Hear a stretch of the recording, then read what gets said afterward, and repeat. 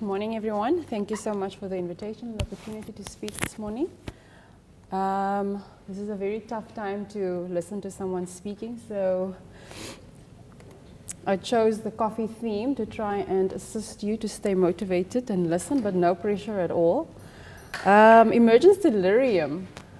I have to admit I'm much less anxious about presenting the topic than managing it, as we all know that can be quite distressing to many. Everyone involved usually. And just a disclosure, I'm no expert at all. So basically, emergence delirium is defined as an altered state of consciousness following emergence from an anesthesia or sedation and continues in the post-recovery phase. It's characterized by disorientation and altered perception, and they may be hypersensitive to any stimulus and have hyperactive as well as hypoactive motor activity. The incidence can be as high as 80% in children. And the ages that are affected mostly are between 2 and 5 years. So today we'd like to just recognize emergence delirium in pediatric patients. There are multiple definitions that overlap, but we're just focusing on ED today. Emergence delirium, not erectile dysfunction. And we would like to be able to differentiate between emergence delirium as well as pain in the recovery unit. I'd like us to familiarize ourselves with the scales that are available. This question actually came up in the FCA2 now, recently, so it's not a forgotten topic. And then obviously we would like to identify the patients that are at risk and manage it accordingly. So our clinical presentation, we've all seen this, crying, uncooperative child in the recovery, kicking, thrashing, being combative, disorientated, not making eye contact, not even recognizing their caregiver or parent. And the risk factors, they are multiple, but I'll mention a few. Can be anesthetic patient and surgical factors. Of course, the volatile that you use can predispose the patient, and I'll discuss that in a bit. And then rapid awakening as well. Patient factors, I've discussed the age, and then any pre-existing anxiety in the parent as well as the patient. Prior history of ED, so taking a history is very important. Non-African patients, and then temperament. I'll go into a bit more detail on that topic. And then surgical factors, any head and neck, ENT, ophthalmology procedures, and then pain. You have a surgeon, yeah, the pain isn't the anesthetic factor, it's a surgical factor. With regards to etiology, it is still unknown, but there are many speculations. Sevoflurane is often the volatile of choice that we use for inhalational induction in children, and it can cause irritating CNS side effects. The EEG changes associated with sevoflurane are similar to that seen with the night terrors. It can cause a biphasic effect where there's an increase in the GABA activity at high concentrations, and then it blocks the effect at low concentrations. And then sevoflurane also blocks resting functional connectivity network responsible for thought processing. And then very important to note that the degradation products of sevoflurane can interact with other drugs. So just as a side note, as we know, with inhalational agents, there are differential recovery rates in brain function due to the difference in clearances of the anesthetic agents. So auditory and motor function can return earlier than cognitive function, and that can result in ED. And in addition, sevo can cause an increase in lactate and glucose concentrations in the parietal cortex, and the occurrence of clinically silent sevoflurane-induced epileptogenic activity. And that has been proposed to induce ED. And then studies have also reported that alterations of brain network connectivity vary with the level of sedation. And during emergence from a general anesthetic or sedation, thalamocortical connectivity in sensory networks and activated midbrain reticular formation are preserved. However, delayed recovery of impaired functionality of subcortical thalamoregulatory systems could contribute to the defects in the cortical integration of information, which could lead to confusion and an agitated state. Age, as I've mentioned, it's usually 2 to 5 years, and the reason being pediatric brains demonstrate the decline in acetylcholine, noradrenaline, dopamine, and GABA, and that makes them more susceptible to ED. Parental separation is a risk factor on its own, and induction of anesthetic is also a predisposing factor, especially in preschool children, as they are more vulnerable to anxiety. And then, of course, the new environment, contact with multiple strangers, may bring about a heightened sense of a heightened sympathetic tone and a prolonged excited state with recovery. And I mentioned the surgery, the specific surgeries that are at risk. So Ekenhoff et al. Described the feeling of suffocation, especially with head and neck surgery. This is not evidence-based, but it is one of those speculations. Race and genetics. There's a significant difference in the incidence of ED between African versus non-African patients. And that was found in an observational study done by Gray's Hospital. With regards to temperament, it's the behavioral makeup that influences your reaction to the surrounding stimuli and stress.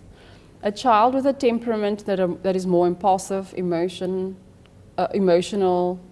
less social, and less adaptable to the environmental changes has an increased risk for ED and other adverse perioperative complications, so look out for those ones.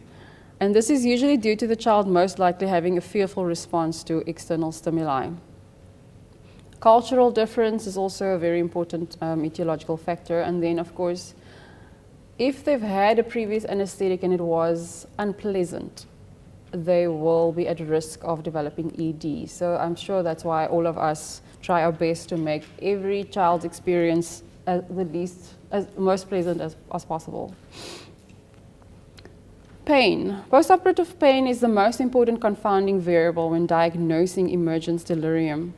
The overlapping clinical picture and the lack of ability to verbalize pain in these children make formulating an accurate assessment tool immensely difficult. Inadequate pain relief may contribute to postoperative agitation, as we know, especially in short surgical procedures, where peak analgesic effect is not present at emergence. Several studies illustrated that adequate analgesia reduces emergence delirium. This suggests that pain may be a major contributor to the phenomenon. But then there's the other side of the coin where emergence delirium has been observed when pain was efficiently treated or not even present. So for example, patients going for MRI. So this suggests a clinical phenomenon separate from pain.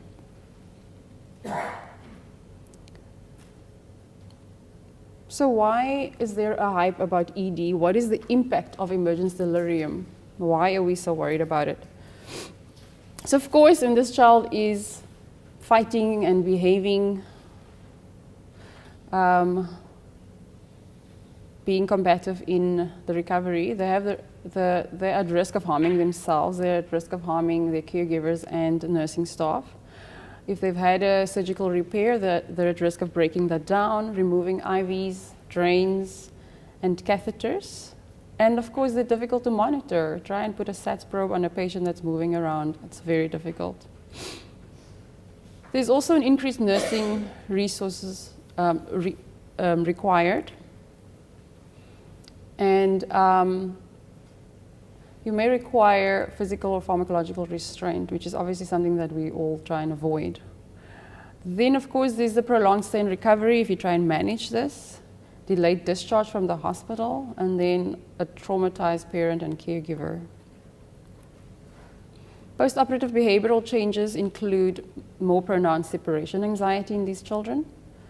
They're at increased risk to develop general anxiety, bedwetting, nightmares and sleep disturbances, eating disorders, and then temper tantrums. So the troublesome twos could be our fault.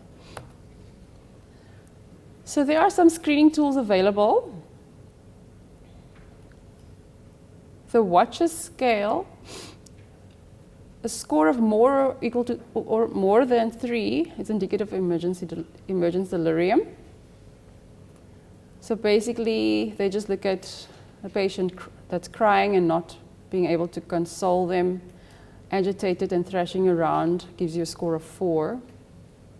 Crevero scale is very similar, and a score of more or equal to 4 diagnoses emergence delirium.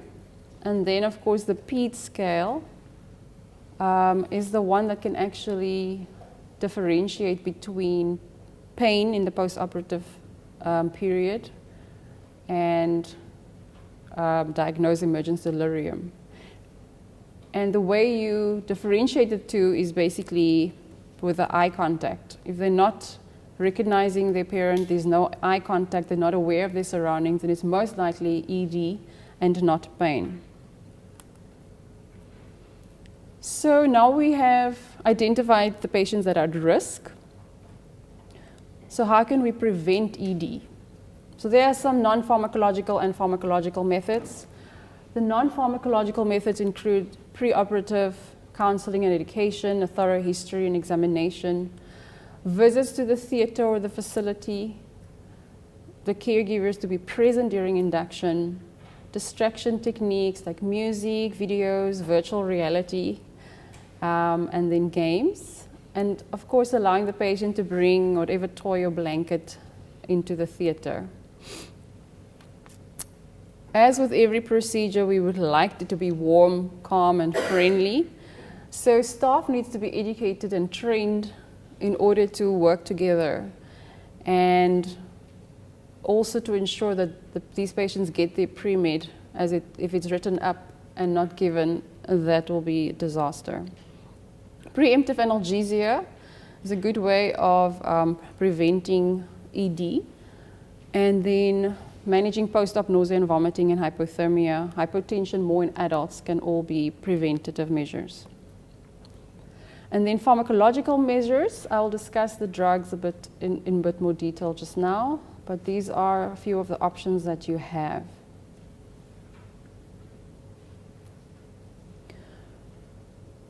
So management and prevention overlaps. Propofol is the preferred drug for the treatment in pediatric patients. They say a low dose of 1 to 2 milligram per kilogram, but be aware of the risk of inducing the patient again, causing apnea, hypoventilation, and deep sedation. So the timing was noted to be important during subgroup analysis, where continuous administration and a bolus at the end of anesthesia were protective, but a bolus of propofol in the beginning of your anesthetic was not preventative. Midazolam, also with its risks and of course even inducing ED, has been proven to be effective if you give it immediately before the end of the surgery at a dose of 0.03 milligrams per kilogram. That's obviously just a suggestion. And then of course we have the beloved alpha-2 agonists, clonidine and dexmedetomidine. They're prophylactic alpha-2 agonists. They were both protective. Clonidine at a dose of 2 mics per kg has been shown to be effective, and the infusion of dex at 0.1 to 0.25 mics per kg over 10 minutes is also effective. The route of administration, as in IV versus caudal, and the agent that used, clonidine versus dex, did not influence the efficacy. Fentanyl, alfentanil, sufentanil, and even remifentanil at low doses are protective, especially if the volatile is used as the causative factor. Prophylactic perioperative fentanyl provided protection against ED, and then intranasal fentanyl has also been used successfully as prophylaxis. Despite ketamine's hallucinating side effects, it was found to prevent emergence delirium at doses of 0.2 to 0.5 milligrams per kilo. And one study has actually shown that the use of nitrous oxide just before ketamine can also be helpful. Then there's magnesium sulfate, the drug that can manage and treat everything. At a dose of 20 milligrams per kilo IV, titrated slowly, has shown good results. And then there are also examples of studies that have shown that an infusion throughout the procedure has reduced the incidence of ED. Once again, one of the opioids, tramadol, 1 to 2 milligrams per kilo, slowly intravenous, is effective, but the onset is slower. I haven't used IV tramadol before, not have that available. And then, as I mentioned, pain is a major contributing factor, so making sure that your patient is well analgesed will protect against emergence delirium. There was one study of caudal analgesia that has also reduced the incidence. So just for interest's sake, do you have any other suggestions or drug options that have worked for you that you can share with us? Anyone? Can I say something? I've always loved the word tramadol, but we have got some time necessary to say something about the love of tramadol. But there's a new publication which is quite interesting, and that is giving tramadol 0.6 milligram per kilogram nasopharyngeal prevents Okay. agitation. I think it's a good way of doing it, especially if you're in a setting and it's not really sort of uncomfortable, but intranasally. I think we must take note of that. 0.6 milligram per kilogram of tramadol intranasally or nasal. Okay. Thank you for that. Is everyone here? I think at the moment we have tramadol drops available for kids. Okay. And I've been using it, as we take the patient off the table. It works very well. At what concentration is that available? And the dose? The package insert is in German. Okay. And it's replaced Valoron because Valoron Yes. is not available. So the formula I've worked out is up to 10 Ks, it's 5 drops. And then Okay. 10 Ks to 20 Ks between 5 and 15 drops. You can play around. It's absolutely safe. And I've been using it routinely in the past couple of months without any issues. Awesome. Yeah, I thought we were the only people out of stock of Valoron, but that's actually a good option. Thank you. Anyone else? I was just wondering, do we see delirium after sedation? Is that something we see?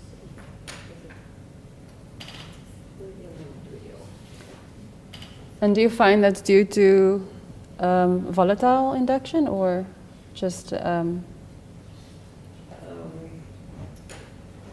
probably a combination of the personality of the child and the parent. And sometimes you might be a bit of ketamine that you have to go a little bit higher than normal Okay. to get the procedure done. But like it's like, I see one in maybe 3 years. Yeah, so no, there's no If it's volatile. after sedation, it must be something. Yeah. Okay. No volatile. All right, so in conclusion, good post-op pain control is critical. Pre-op sedation or anxiolysis is probably helpful in an anxious patient, but non-pharmacological measures should not be neglected. And then ED is usually brief and self-limited, but pharmacological management shouldn't be delayed once the diagnosis is confirmed and pain excluded. Thank you.